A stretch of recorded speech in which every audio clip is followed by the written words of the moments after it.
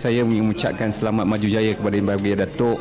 Saya doakan agar Datuk selalu diberikan kesihatan dan di bawah lindungan Allah, dan insya-Allah mana yang baik itu insya-Allah akan diterima balasannya. Kalau tak di sini, kita akan terima balasannya di akhirat nanti, insya-Allah. Selamat berjaya Yang Berbahagia Datuk. Seperti mana yang semua kita tahu, pemimpin tu datang dan pergi, tapi apa yang penting apabila dia pergi, apa yang ditinggalkan oleh beliau kepada universiti. Datuk Vice Chancellor mempunyai satu ciri-ciri kepimpinan yang sangat baik. Beliau telah meninggalkan UiTM dengan satu landasan yang cukup baik untuk UiTM mencapai universiti bertaraf dunia pada tahun 2025, insya-Allah. Sepanjang mengenali Datuk ni memang tak banyak bercakap sangat, agaknya, tapi Datuk bercakap tentang yang penting, yang banyak yang kami ingatlah, saya dan juga rektor-rektor lain dan juga warga Terengganu yang pernah Datuk sampai ke Terengganu.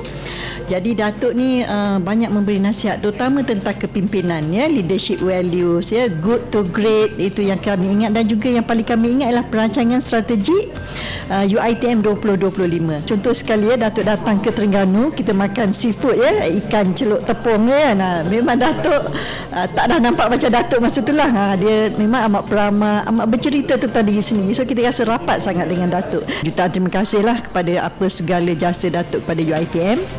Yang kedua, kami mendoakan agar Datuk dan juga keluarga akan sentiasa cemerlang di mana saja Datuk berada, dan juga kami juga ingin memohon maaf kepada Datuk dan keluarga kalau ada apa-apa yang tersilap. Profesor Emeritus Datuk Azrai ini mempunyai kepribadian yang tinggi. Salah satu ciri-ciri kepimpinan yang mungkin menyentuh warga UiTM adalah ciri-ciri kepimpinan beliau yang boleh saya sebutkan humble leadership and servant leadership tu.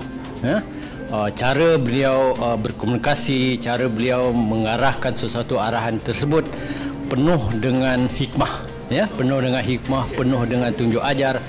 Dan dengan itu kita percaya sifat-sifat inilah yang boleh mendorong warga UiTM untuk melonjakkan kecemerlangan UiTM ini.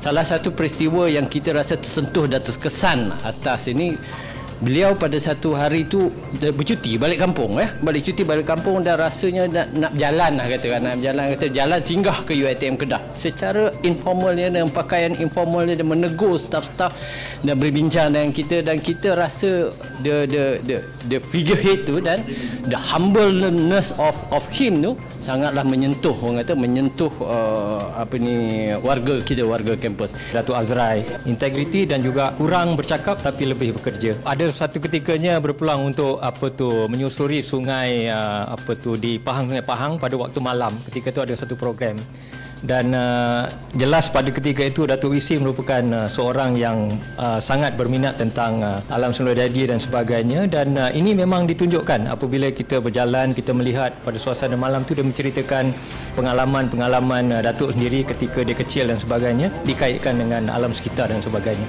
Itu yang menarik buat saya lah. Satu yang saya sangat kagum adalah bahan-bahan bacaan yang dibaca, dan selalu beliau berkongsi dengan dekan-dekan dan juga pengurusan tertinggi UiTM kata-kata ataupun bahan-bahan bacaan beliau yang sangat mencetuskan inspirasi kepada kami sebagai pentadbir di UiTM ini.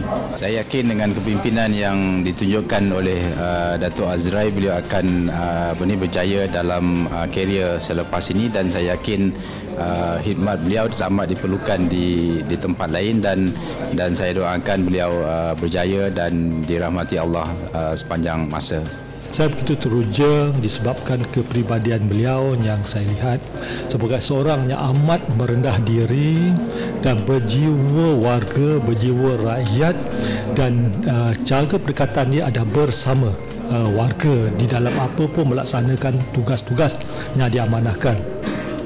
Beliau percaya dari segi aspek empowerment, bermakna apa yang bermaksud di situ iaitu beliau setkan KPI-nya ataupun objektifnya.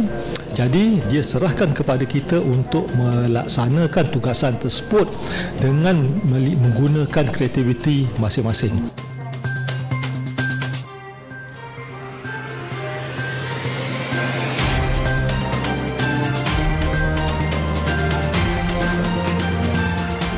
Pulau Pandan jauh ke tengah, Gunung Daik bercabang 3.